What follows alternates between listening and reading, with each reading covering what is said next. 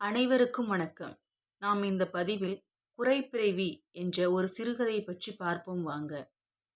சீக்கிரம் வந்துடு, நீ வந்துதான் பாலுக்கு கஞ்சி கொடுக்கணும் என்று ரஞ்சிதம் தெருவில் போகும் வரை சொல்லிக்கொண்டே இருந்தாள் பங்கஜம். பங்கஜத்திற்கு சொத்தோடு சுகத்தோடு அன்பான கணவன் கிடைத்தும் என்ன பயன்? உடன் பிறந்த நோய் அவளை வாட்டி வதைத்தது. கல்யாணமாகி இந்த 5 வருஷங்களில் 4 குழந்தைகளை பெற்றெடுத்தாள் பங்கஜம். வயிற்றில் ஒன்று தரித்ததும் கையில் இருக்கும் மற்றொரு குழந்தை இறந்துவிடும். இப்படியே 3 குழந்தைகளும் இறந்துவிட்டன. இப்பொழுது வயிற்றில் 7 மாதம். திடீரென்று போன வாரம் கைக்குழந்தை பாலுவுக்கு 2 நாள் ஜுரம் கண்டிருந்தது. மறுநாள் நெற்றியிலும் முகவாயிலும் ஓரிரு முத்துக்கள் தோன்றின. நாளாக நாளாக ஒரு வாரத்திற்குள் அம்மை கொப்பளங்கள் இல்லா இடமே தெரியாத அளவுக்கு உடம்பெங்கும் பரவியிருந்தது. பங்கஜத்துக்கும் அவள் கணவன் ராஜாராமனுக்கும் குழந்தை பிழைக்காது என்ற எண்ணம் தோன்றிவிட்டது. பங்கஜத்துக்கோ எழுந்து நடமாட முடியாத பலகீனம். அவளுக்கு டிபி இருக்கலாமோ என்று வேறு டாக்டர் கூறிவிட்டார். பாலு சுயநினைவு இன்றி இருந்தான். அவனை பங்களாவில் அடுத்துள்ள அவுட் ஹவுஸில் கட்டில் கிடத்தி விட்டார்கள். அவனுக்கு அருகே பங்கஜம் வரக்கூடாது என்று டாக்டர் கூறிவிட்டார். குழந்தையை கவனித்துக் கொள்வதற்காகவே ரஞ்சிதம் வேலைக்கு அமர்த்தப்பட்டாள். தன் குழந்தையை தானே கவனித்துக் கொள்ள பங்கஜத்திற்கு கொள்ளை ஆசை இருந்தது. ஆனால் என்ன செய்வது? சக்தி இல்லை. வைத்திய சாஸ்திரமும் வைத்திருக்கும் கணவனும் அதற்கு அனுமதிக்கவில்லை. இப்பொழுதுதான் ரஞ்சிதம் இல்லையே, அவள் வரும் வரை நான் போய் பார்த்து கொண்டாள். பங்கஜம் அரைக்கதவை திறந்து கொண்டு பாலு படுத்து கிடக்கும் அந்த தனி வீட்டில் நுழைந்தாள். வேப்பிள்ளை சயனத்தில் அமைதியாய் உறங்கிக் கொண்டிருந்தான் பாலு. கட்டிலுக்கு அருகே இருந்த ஸ்டூலில் உட்கார்ந்து அதன் விதியை கணக்கிடுவது போல் குழந்தையின் முகத்தை பார்த்து கொண்டே இருந்தாள் பங்கஜம். மணி 1 ஆயிற்று. இன்னும் ரஞ்சிதத்தை காணோம். குழந்தைக்கு பங்கஜமே மருந்து கொடுத்தாள், கஞ்சி கொடுத்தாள், வேப்பிலை கொடுத்தாள். விசிறிக்கொண்டு ரஞ்சிதத்தின் வருகைக்காக காத்திருந்தாள். ரஞ்சிதத்தை காணோம். பங்கஜத்தின் கணவன் ராஜாராம் 3 மணிக்கு வந்தான். பங்கஜம் பாலுவின் அருகில் உட்கார்ந்திருப்பதை பார்த்ததும் திடுக்கிட்டான். பங்கஜம், என்ன இது? ஏன் இங்கே வந்த? வீட்டுக்கு போன ரஞ்சிதத்தை காணோம். குழந்தைக்கு யார் கஞ்சி கொடுக்கிறது, மருந்து கொடுக்கிறது என்று கூறினாள் அவள். சரி சரி, நீ உள்ளே போ, நான் பார்த்துக்கிறேன் என்று தனது கோட்டையும் டையையும் கழற்றி அவளிடம் கொடுத்துவிட்டு அவன் போய் பாலுவின் அருகில் உட்கார்ந்து கொண்டான். ரஞ்சிதமும் செல்லியும் சகோதரிகள். தங்கையின் குடிசையில்தான் செல்லியும் வாழ்கிறாள். ரஞ்சிதத்தின் புருஷன் கொத்தனார் வேலை செய்கிறான். மூத்தவளாய் பிறந்தும் செல்லிக்கு கல்யாணம் ஆகவில்லை, ஆகவும் ஆகாது. செல்லிக்கு வயது 20க்கு மேல் ஆகிறது என்றாலும் வளர்ச்சி 12 வயதோடு நின்றுவிட்டது. முகமோ 30க்கு மேலே முதுமை காட்டியது. நரங்கி போன உருவம், 4 அடிக்கும் குறைவான உயரம். கருப்பும் அல்லாத சிவப்பும் அல்லாத சோகை பிடித்து வெளியேறிப்போன சருமம். தலைமுடியெல்லாம் ஒன்று சேர்ந்து சிக்கு பிடித்து எலிவால் மாதிரி பின்புறம் தொங்கும். முன்பற்கள் இரண்டும் உதட்டை கிழித்து கொண்டு வெளியே தெரியும். அவளை யாரும் மணக்க முன் வராததற்கு காரணம் இந்த அவலட்சணங்கள்தான்.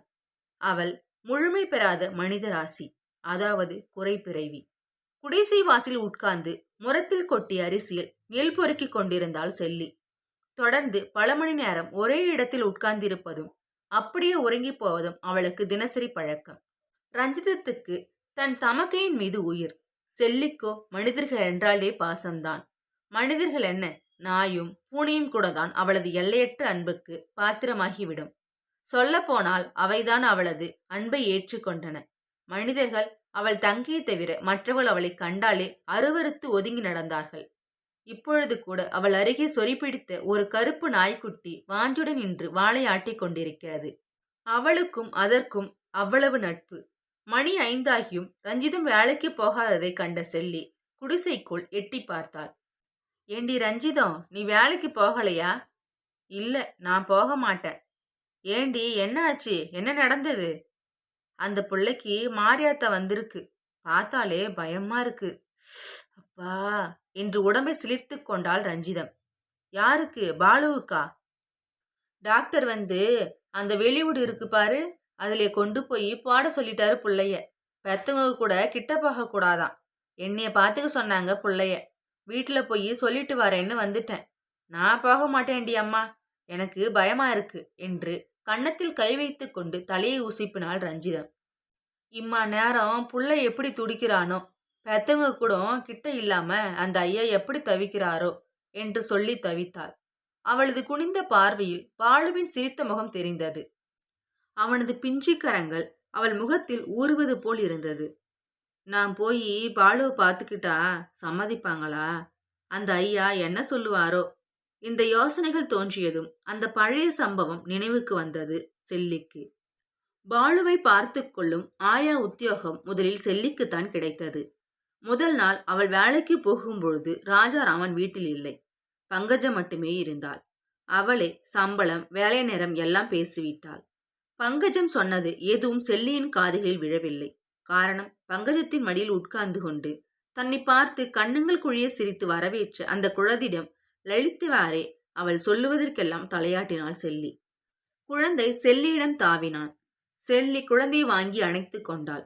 இத்தனை நேரம் குழந்தையை தூக்கி வைத்திருந்ததனால் களைத்து போன பங்கஜம் அறைக்குள் போய் கட்டிலில் படுத்துக் கொண்டாள். செல்லி பாலுவை தூக்கி கொண்டு தோட்டமெல்லாம் வீடெல்லாம் சுற்றி திரிந்து மகிழ்ந்தாள். பொம்மைகளையும் சொப்புகளையும் வைத்துக்கொண்டு குழந்தையோடு விளையாடினாள். குழந்தைக்கு சோறூட்டும் போதும் காலில் கிடத்தி தாளாட்டும் போதும் அந்த குறை பிறவிக்கும் கூட நெஞ்சில் நிறைவு பிறந்தது. அன்று மத்தியானம் தொட்டில் உறங்கிக் கொண்டிருந்த குழந்தை ஆயா என்று அழைத்து கொண்டே விழித்தான். செல்லி உடனே ஓடி வந்து குழந்தையை கை நிறைய வாரிக்கொண்டாள்.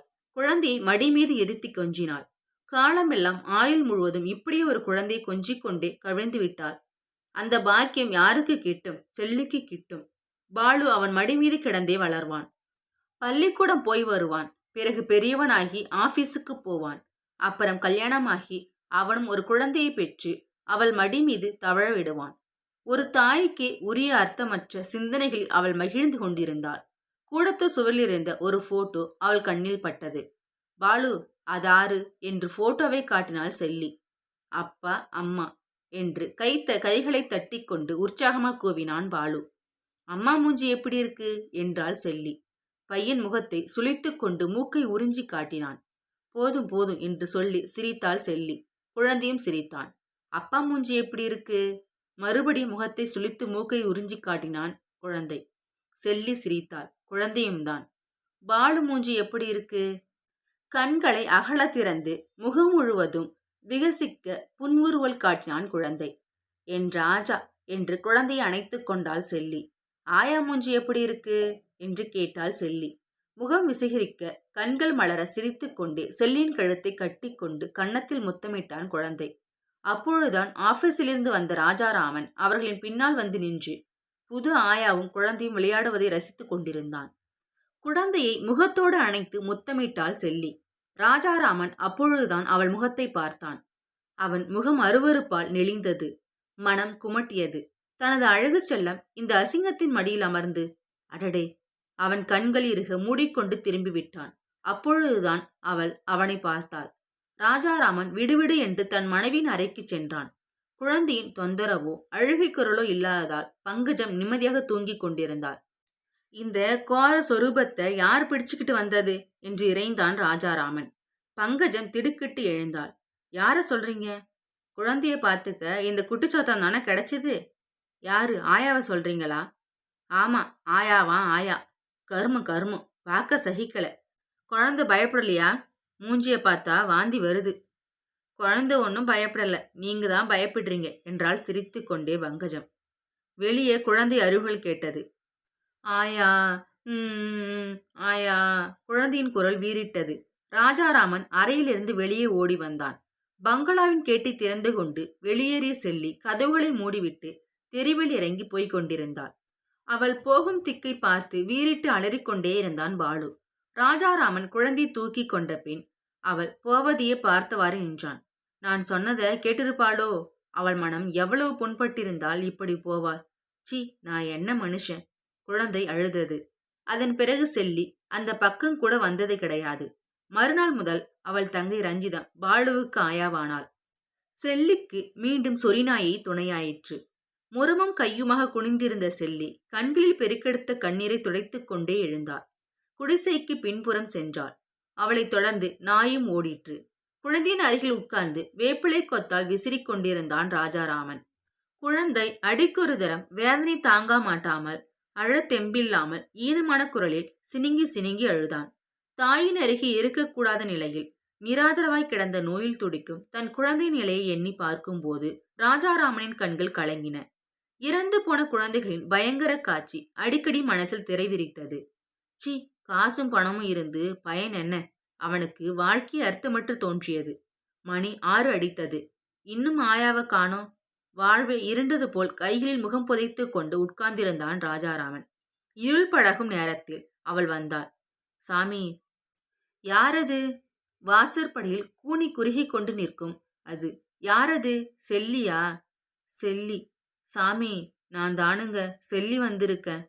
அவள் உடம்பெல்லாம் மஞ்சள் பூசி குளித்து தலைவாரி முடித்து நெற்றில் பொட்டியிட்டு கொண்டு இயன்ற அளவு தன்னை அலங்கரித்து தன் குரூப தோற்றத்தை மறைக்க முயலும் புன்னகையோடு எதையோ அவனிடம் யாசிப்பவ போல் நின்றிருந்தாள். குழந்தைக்கு உடம்பு சரியில்லைன்னு இப்பதான் சொன்னார் ரஞ்சிதம். அவளுக்கு பயமா இருக்கான். எனக்கு மனசு கேட்கல. பார்க்கலாம்னு வந்தேனுங்க. நீங்க கோச்சிக்காம இருந்தா குழந்தைய உடம்பு குணமாகற வரைக்கும் நானே பார்த்துக்கிட்டுமுங்களா? அவள் தயங்கி தயங்கி தொடர்பில்லாமல் மனசில் உள்ளதை சொல்லிவிட வேண்டும் என்ற ஆசையில் பேசினாள். கட்டிலில் கிடந்த குழந்தை புரண்டான். சினுங்கி அழுதான். செல்லி உள்ளே ஓடி வந்து அவன் அருகில் நின்று விசிறினாள். ராஜாராமன் மீண்டும் முகத்தை கையில் புதைத்து கொண்டான். அவன் உன் குழந்தை, அவன் உன் குழந்தை என்று முனகிக் கொண்டு வெளியேறினான். இரவெல்லாம் கண் விழித்து குழந்தையை பாதுகாத்தாள் செல்லி. அந்த குழந்தையின் அருகே தனித்திருந்து தானே அதன் தாய் போல பணிவிடை புரிவதில் வாழ்வை நிறைவுற்றது போன்ற திருப்தி பிறந்தது அவளுக்கு. குழந்தைக்கு தண்ணீர் விடப் போகிறார்கள். செல்லியின் இடைவிடாத கண்காணிப்பினாலும் பரிவுமிக்க பணிவிடைகளாலும் பாலு நோய் தீர்ந்தான். பெற்றவள் களி தீர்ந்தாள். ஆனால் குழந்தையின் முகமெல்லாம் அம்மையின் குரூர வடுக்கள் முத்திரை பதித்து அழகை கெடுத்திருந்தன. கரிந்து போன மரப்பாச்சி போலிருந்தது குழந்தை. தனது அழகு செல்வத்தைக் கண்டு யாரேனும் காண சகிக்காத கோர சொரூபம் குட்டிச்சாத்தான் என்று முகம் சுளிப்பார்களோ என்று எண்ணிய போது ராஜாராமன் மனம் குமிறினான். செல்லியின் கண்களுக்கு பாலு அழகாய்த்தான் இருந்தான். பிள்ளை தேறினானே, அதுவே பெரும் பாக்கியம் என்று எண்ணி அவள் ஆனந்த கண்ணீர் வடித்தாள். மாலையில் செல்லிக்கு தலை வலித்தது. உடம்பெல்லாம் வலித்தது. இரவில் காய்ச்சல் வருவது போல் அலந்தியது. பங்களாவின் காம்பவுண்டு சோர் அருகே இருந்த அந்த சிறு வீட்டின் வராண்டாவில் கோணியை விரித்து பழம் புடவியால் போர்த்தி கொண்டு படுத்து விட்டாள். மறுநாள் காலை மணி 9 மணி ஆகியும் செல்லி எழுந்திருக்கவே காணும். தோட்டத்தில் உலாவ வந்த ராஜாராமன் வராண்டாவில் செல்லி படுத்து கிடப்பதை பார்த்தாள். அருகில் வந்து நின்று செல்லி, செல்லி என்று அழைத்தான். பதில் குரலை காணும். முகத்தில் மூடியிருந்த துணியை மெல்ல விளக்கினான். அவள் முகமெல்லாம் அம்மை கொப்பளங்கள் முகிழ்ந்திருந்தன.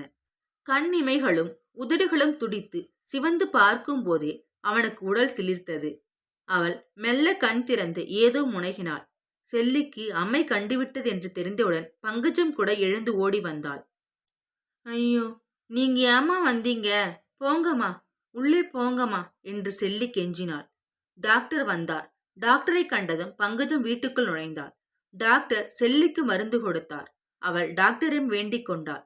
சாமி, நான் ஆஸ்பத்திரிக்கு போயிடுறேனுங்க. அதுக்கு ஏற்பாடு பண்ணுங்க. வேண்டாம் செல்லி, வேண்டாம் என்று ராஜாராமன் இடைமறித்தான். மிஸ்டர் ராஜாராமன், அந்த பொண்ணு சொல்வதுதான் சரி. உடம்பு நல்லாகணும்னா ஆஸ்பத்திரிக்கு அனுப்பிச்சிடுறது தான் நல்லது என்றார் டாக்டர். அதன் பிறகு ரஞ்சிதத்துக்கு சொல்லி அனுப்பப்பட்டது. அடி என் பரவி அக்காவே, நான் அப்பவே சொன்னேனடி, கேட்டியா என்று அழுது புலம்பிக் கொண்டே ஓடி வந்தாள் ரஞ்சிதம். ராஜாராமன் ஆபீஸுக்கு லீவு போட்டுவிட்டு வீட்டிலேயே தங்கியிருந்தான். ரஞ்சிதம் தான் செல்லியை பார்த்து கொண்டாள். பாசம் இருந்தா பயமற்று போகாதா என்ன? சாயங்காலம் 4 மணி சுமாருக்கு ஆசுபத்திலிருந்து செல்லியை கொண்டு செல்ல வேன் வந்து வாசலில் நிற்கிறது. ராஜாராமனும் பங்கஜமும் சவம் போல் வெளிரி போய் நிற்கிறார்கள். ரஞ்சிதம் சேலை தலைப்பால் வாயை பொத்தி கொண்டு அழுதாள். செல்லி காம்பவுண்ட் சோறு அருகே வந்து நின்றாள். ரஞ்சிதம் ஓடி சென்று அவளை கைத்தாங்களாய் அழைத்து வந்தாள். காரின் அருகே வந்ததும் செல்லி ஒருமுறை சுற்றுமுற்றும் பார்த்தாள். அவள் அருகே ராஜாராமனும் ரஞ்சிதம் நின்றார்கள். காரில் ஏற முடியாமல் செல்லி தவித்தாள். என்ன வேணும் செல்லி, என்ன வேணும்? பயப்படாம கேள் என்றான் ராஜாராமன். பாலு, பாலுவை ஒரு தடவை பார்த்துட்டு. அவள் குரல் அடைத்தது. கண்கள் கலங்கின. இதோ உனக்கில்லாத பாலுவா என்று உள்ளே ஓடினான். கண்ணங்கரையில் என்று நிறம் மாறி இளைத்து துரும்பாய் உருமாறி போன குழந்தையுடன் வந்து அவள் அருகே நின்றான். பாலு. ஆயா ஆயா என்று குழந்தை சிரித்தான். பாலு, அப்பா மூஞ்சி எப்படி இருக்கு? குழந்தை முகத்தை சுளித்து வலிப்பு காட்டினான். அம்மா மூஞ்சி? மறுபடியும் அதே சுளிப்பு வலிப்பு காட்டினான். பாலு மூஞ்சி எப்படி இருக்கு? கண்கள் மலர சிரித்தான் குழந்தை. ஆயா மூஞ்சி எப்படி இருக்கு சொல்றியா? சிரித்துக்கொண்டே அவள் கன்னத்தில் முத்தமிடத் தாவினான் குழந்தை. அம்மை கொப்பளங்கள் நிறைந்த முகத்தை மூடிக்கொண்டு விலகிக் கொண்டாள் செல்லி. ரஞ்சிதம், குழந்தைய கவனமா பாத்துக்க. நான் போய் வரேன் சாமி. வரேன் அம்மா என்று கரண் கூப்பி வணங்கினாள். ராஜாராமன் கண்களை துடைத்துக் கொண்டான். போய் வா என்று கூவினாள் பங்கஜம். அவள் உதடுகள் துடித்தன. அழுகை வெடித்தது. ஆஸ்பத்திரி கார் அவளை ஏற்றிக்கொண்டு நகர்ந்தது. கார் மறையும் வரை அவர்கள் எல்லோரும் தெரு வாசலிலேயே நின்றிருந்தனர். எங்கிருந்தோ ஓடி வந்த அந்த கருப்பு சொறிநாய் ஆஸ்பத்திரி காரை தொடர்ந்து ஓடியது. அகத்தின் அழகு முகத்தில் தெரியும் என்பார்களே, அந்த பழமொழி செல்லிக்கு பொருந்துமான்னு கமெண்ட் பண்ணுங்க. இத்துடன் இந்த கதை முடிவடைகிறது. இந்த கதை பிடிச்சா லைக் பண்ணிக்கோங்க. இதே மாதிரி ஸ்டோரி வேணா நம்ம சேனலை சப்ஸ்கிரைப் பண்ணிக்கோங்க. தேங்க்யூ ஃபார் வாட்சிங்.